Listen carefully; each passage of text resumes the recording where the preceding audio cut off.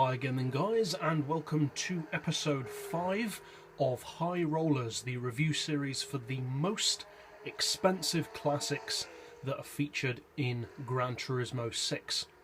And in this episode we're featuring a car which is one of the more popular of the expensive models in terms of actual racing use. You do see a few people using this car, especially for more niche PP class racing where power or PP or vehicle type is more restrictive, because in its particular niche this car is very effective, especially in the road going classic car category. It is of course the Lamborghini Miura. This is a 1967 classic, considered by many people to be one of the best looking cars ever made. Arguably Lamborghini's first supercar. In real life, incidentally, obviously this doesn't affect the car on the game, but in real life the Miura experienced some issues with body lift, because back in the day when aerodynamics were nowhere near as understood as they are now, cars were often modelled based on the same principles as aircraft.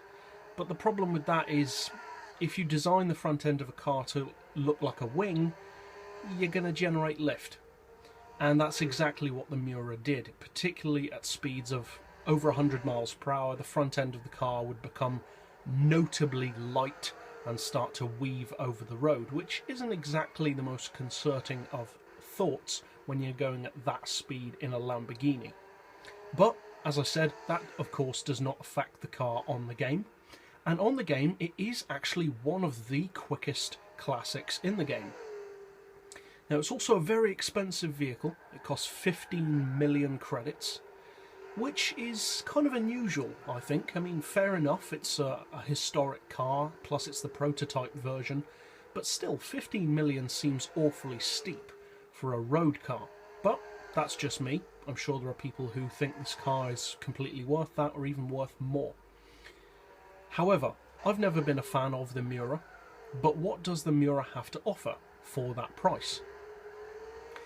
Well, on paper, it doesn't necessarily sound all that amazing. The PP fully tuned is 589.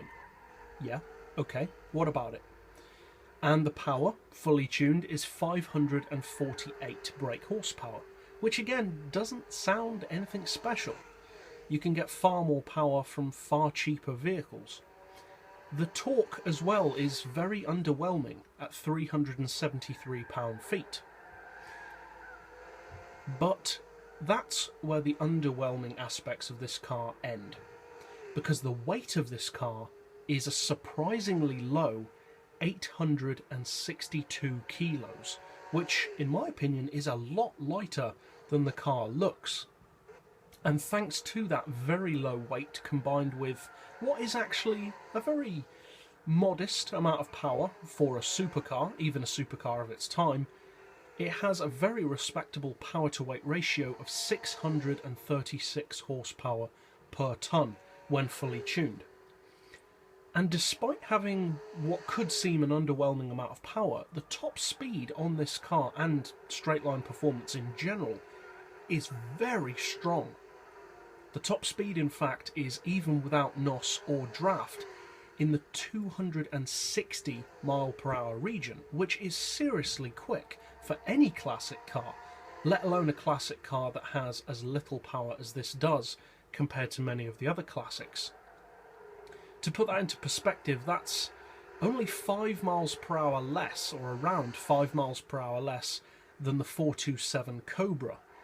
And that car has around 200 horsepower more than this, and doesn't weigh all that much more. The Cobra is not a heavy car, and yet it only has a 5 mile per hour advantage despite coming from the same time period and having significantly more power and torque. So the Miura, from a classic car standpoint, is a very strong performance machine.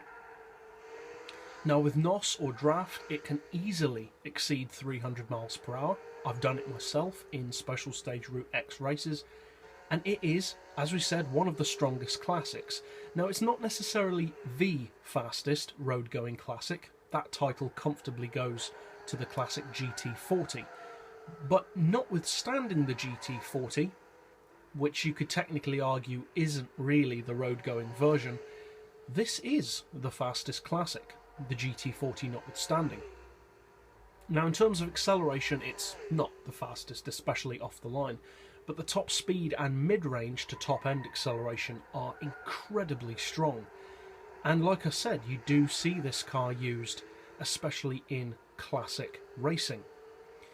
So, what's it like as a track car? Because obviously there are very few tracks where you can really use that kind of speed. Well, overall the handling is surprisingly good, I would say, for a classic vehicle, especially a classic Lamborghini, which at the best of times aren't exactly known for their handling. Handling-wise though, it's not perfect, and that's not surprising. I mean, it's got relatively skinny tyres for a car of its performance. It's quite high off the ground, even with low suspension. It has virtually no downforce. As we said at the start of the video, it has lift, if anything. But overall, the handling does do the car justice. And one of the main advantages of the Miura is the amount of performance it has, both for its power and for its PP level. In both of those categories, it's one of the quickest vehicles you can get. And it's also, around the track, one of the quickest classics you can get. So would I recommend buying it? Well, if you're looking for an expensive classic, it is one of the best ones you can get, so yes, I would. So overall, that's it for this episode. I'll see you guys next time, and as always, thanks for watching.